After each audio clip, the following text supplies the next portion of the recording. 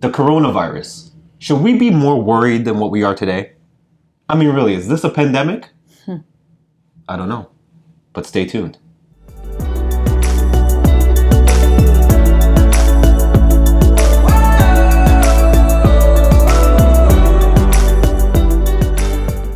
Welcome back to another episode of Life Stripes with Kathy and Duke. Today we want to talk about something that's very serious in today's news, to today's health, our well-being, and that is the coronavirus. Yeah, or otherwise known as COVID-19. Exactly. Yeah. Right? I don't know about you, Kathy, but I take the bus, the TTC every day, and I can't lie. I'm worried. Yeah, I think everybody's worried. But you, for obvious reasons, right? You're touching poles. And, exactly. Yeah, you're brushing up against people close proximity. People are sneezing, coughing, and you're like, is that a cold or is that COVID-19? Yeah. You know what I mean? And let's face it, I touch my face a lot. Like, I didn't really notice until, like, I really started paying attention to the news and, like, you know what? I really touch my face all the time for, like, no reason. Yeah. I'm not saying I put my fingers in my mouth or, anything like that, but it could be very easy to get that virus. Absolutely. But here's the thing. I mean, the irony to all of this is that it's very easy to get any virus, including the common cold, influenza, doing the exact same thing. So, the common practice is always to wash your hands, never put your hands in your face, use your hand sanitizer when you can't wash your hands. And so this should be common practice. It should be. And I hope that it is. And I know it's definitely been brought to the forefront that we have to do more of this for not only ourselves, but our children, all of our loved ones. I know my daughter sucks her fingers, drives me crazy now, especially but that's because what of kids this. do. I know, she sucks her two little fingers. But, at the end of the day, we talked about pandemic at the beginning. Yes. Is this or is this not a pandemic? So by way of definition, what would the World Health Organization declare a pandemic? So just to give you a little bit of background, pandemic really is about geography. Yes. It's about it being worldwide, spread everywhere. Right. And the anticipation that it's going to come to your country so that the governments, all the health organizations within your country get ready for it to come. So it's anticipation as opposed to the severity of the actual illness. But here's the thing though. I mean, we know that the coronavirus started in China. We know that. Wuhan, We know that it's in Iran. Okay, so let's give the list here, because the list is real long, and I'm not even going to guess about it. We have China, South Korea, Iran, Italy, Germany, France, Spain, U.S., of course, Canada, of course, Switzerland, Singapore, Netherlands, Belgium. We have Malaysia. We have Thailand. We have Greece, India. That's a lot. Denmark, Algeria. That is a lot. I'm just skipping through Israel, Egypt. We have Ecuador. We have Finland, Croatia, and the list is going to go on. Mexico, Philippines, Brazil. There probably isn't a place that you're traveling to now. Costa Rica. No. My favorite spot. No. Costa Rica has one. Okay, this is definitely a too pandemic. Much. Nigeria has one. This is a pandemic. Chile one. Oh my gosh. That's a pandemic, man. Yeah. But here's the thing, That's what I'm thinking. I don't think we are being told the total truth about COVID-19, the coronavirus. I'm with you on that. I feel that if you say the word pandemic, I feel that it's going to create a lot of hysteria and fear. A lot of fear amongst people. But it's already fear amongst people. But the word pandemic is like, oh my gosh, like look what's happening right now in the world. Right. People are fighting over hand sanitizer. And masks. The hand sanitizer. How much did you pay for hand sanitizer? Well, a hand sanitizer used to be like, I think $3.49. It's now $6.99. And that's what kills me. Why would you increase the price of something that's supposed to protect us from this virus? Right, exactly. Now I know, okay, come on. You should still be washing your hands, ladies and gentlemen. But they should also be giving this thing out for free at this point, as opposed to jacking up the Another thing price. is too, a lot of people are wearing masks. Yeah. Half of those masks don't do anything. Okay, so let's talk about masks. Because I have a variety of masks here. So first of all, this is an N95 mask, okay, that they have in the hospital. Right. I got my hands on some grub here. So the N95 mask it's great, it's effective, but there's so many different sizes and so many different varieties. Plus, your face is shaped differently. Exactly. So it could come in from the sides. From the sides, it could be too small. Right. It's insanity. Right. I actually was talking to somebody who was wearing a mask, and the instinct is that when you're wearing a mask, you have it when you're walking around and you're not really close to anybody. Right. But as soon as you get close to someone, she did this. She goes, and I went, hang on. Why are you wearing a mask? mask, and why are you going to take it off to talk to me? Don't do that. Put it back on. Yeah. I was like, okay, but yeah, I mean, I don't want to be disrespectful, but if she didn't take it off, I wouldn't have said anything. If you want to talk to me with a mask on, that's entirely up to you. I don't think it's necessary. Right. You know, but it is what it is. And we also have, I got some baby masks. Oh my gosh, how cute are these for the little babies? Aww. Yes.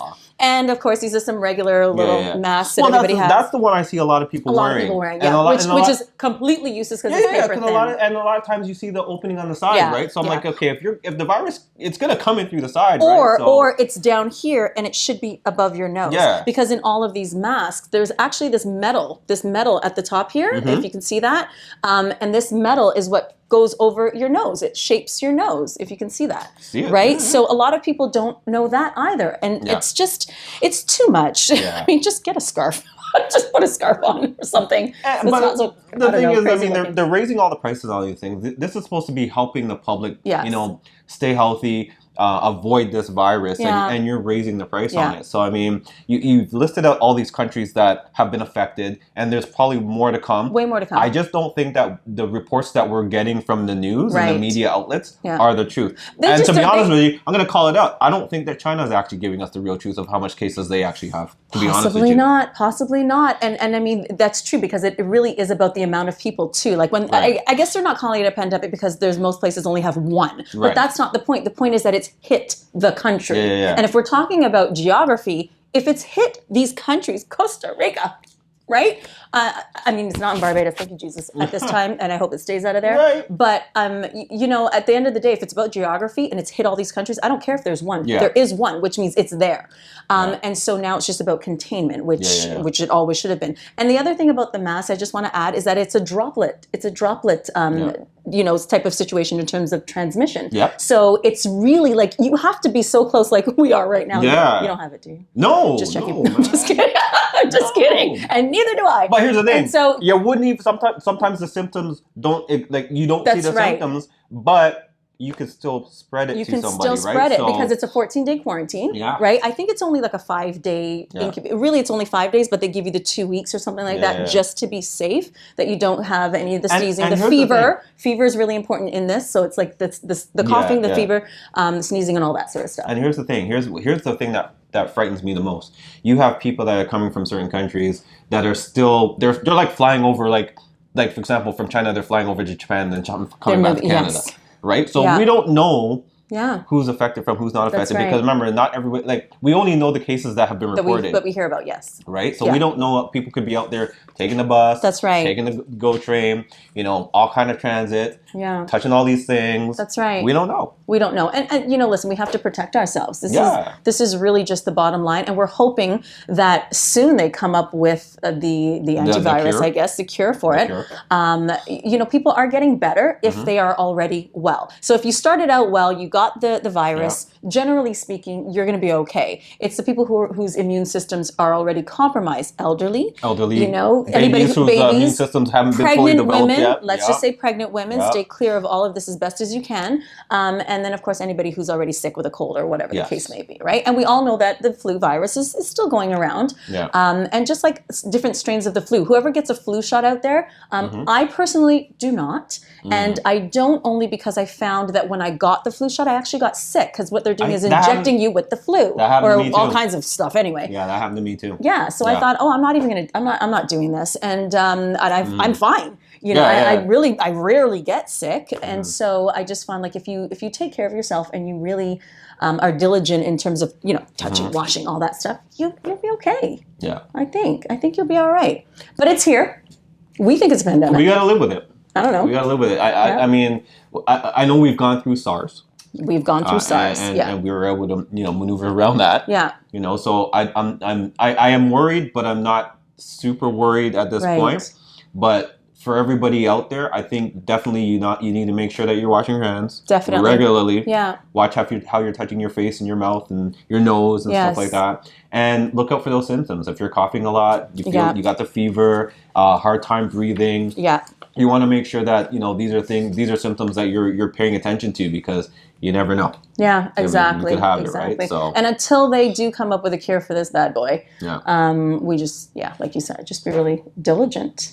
Yeah. And take care of you and take care of everybody around you as best as you can. Exactly. Especially the little ones. Yeah. Right? For sure. The little ones, exactly. Especially the little ones. So here's what I want to do. I want to play a little clip from Dr. Peter Lin. He's from Toronto. Yes. And he basically breaks down the virus on how it works, how it can attack you, and the preventative measures that we can do to prevent it from us getting it and keeping us healthy. Keeping ourselves safe. Right? Keeping ourselves safe. Yeah. Yeah, exactly.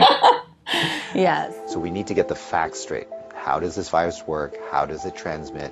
Where does it want to go? And let's protect ourselves. I'm Dr. Peter Lin. I'm a family physician in Toronto, Canada.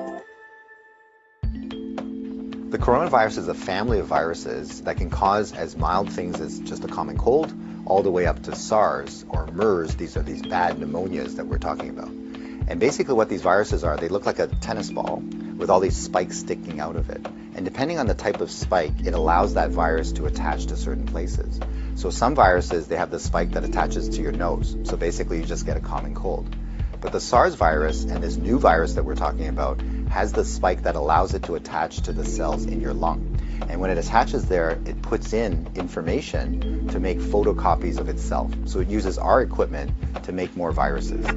I'm declaring a public health emergency of international concern over the global outbreak of novel coronavirus. Most of the coronaviruses live in animals. In this particular case, it was from Wuhan. There was a fish market where they were selling live animals. And the thought is that the virus was in a live animal, then it crossed into a human. But then what we found was that people were getting sick in terms of healthcare workers, in terms of family members that were looking after them, which now meant that the virus can pass from human to another human. Just like all viruses, it needs to reach a target, which is your lung. And it has to get there with your help. It has no feet and no wings. So therefore it needs us to move it there. So that's why we keep saying, don't hang around sneezy people because you're gonna breathe it in. And don't touch your face because that's how the virus is gonna get in.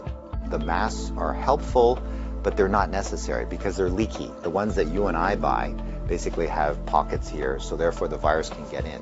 What the masks really do is they stop us from touching our face. If you're sick, we tend to mask you, so therefore you're not spewing out the viruses to other people sitting around you. The true people that have the real masks are the N95. Those are sealed. These are for the doctors that may be caring for the patients. So in the beginning, the coronavirus will cause kind of like flu-like symptoms or a cold. So people just get the stuffy nose, that kind of thing. But you'll understand that as soon as that virus starts manufacturing in your lung cells, they're producing all these copies of the virus, all of a sudden now you kill the lung cells. So now you can't exchange oxygen, and that's why one of the early symptoms is people get very short of breath and they tend to have a difficult time breathing, and that's why they end up in hospital. So currently, unfortunately, we don't have a direct treatment for the coronavirus. So we don't have a medication that can kill it off. And so it's really supportive. So in other words, the patient can't breathe, we give them oxygen, help them to breathe. They can't drink, so therefore we give them fluids to support them. Their kidneys begin to shut down, we help them with all those things. So it's a very supportive process. This is a new virus that we've never seen before. So our immune system, our army, are having a hard time figuring out what to do. So usually what we have to do is we make something called antibodies. So these are things that can grab onto the spikes that we see on the virus, and it'll get rid of the virus for you, and that will actually bring you back to good health. So therefore the elderly may have a worse outcome, and of course the young children. So the babies, their immune system is not so good either, so they may not make those antibodies as well. So just remember, your hands may be with virus. Virus cannot hurt you because it can't get through the skin, but the moment I do this, now I've brought the virus right to where it wants to go. So let's remember not to touch our hands to our face. So let's say you think that you might have been on a plane or you might have bumped into somebody that has it. What should you do? So the first thing is to contact a healthcare worker to tell them that potentially you have it. If you're feeling symptoms and you're going to go into a facility, call ahead. Okay, so whether you're calling the paramedics or whether you're calling the hospital or your doctor, just mention that you were on a flight. If you don't have any symptoms, then what we do is a little bit of a self-quarantine. In other words, we can just keep you away from other people, and so you don't go into parties, don't go with your friends, don't go into public transportation. So we can contain it very easily by making sure that you do a self-confinement, so to speak, for the, let's say, 7 to 14 days is the longest incubation time. So after that, if you're feeling well, then you don't have anything to worry about. So if we get the facts right, then we don't have to be overly worried, but we do the right things so that we don't get the virus ourselves and that we don't pass it on to others. And if we look after each other in this way, this virus will have nowhere to go. It needs us to move it, it needs us to make copies for it, and if we don't help it, then the virus will stop. So we have the power to do that right now. Thank you for watching another episode of Life Stripes with Kathy and Duke. Hope you guys got something out of this. Yeah, you know, it's really informative. Even when we were Exactly. doing the research, I think it was kind of fun. It was fun. It was interesting. And ask yourself the question, is it a Is pandemic? it a pandemic? Let's just treat it as such and beware. Any of you travelers, I know you're going away soon. Sorry, as we close off, we go right back into it. Isn't this how we roll? Okay. Yeah. You know, for all you guys traveling, extra special precautions. Yeah. And what I would also say is just keep up with the news, because there are a lot of countries that if you come and you do think you may have some symptoms, it's automatic 14-day quarantine. Exactly. So it doesn't actually matter where you're coming from. As long as you've gotten on a plane and you've traveled and you've come back, they're encouraging you to go on a 14-day quarantine. So just be mindful of that. Exactly. Yeah. So travel safe. Until next time, next week, sign on to our page, subscribe, like, hit the bell, and we will be back with more episodes as usual. Peace. Enjoy.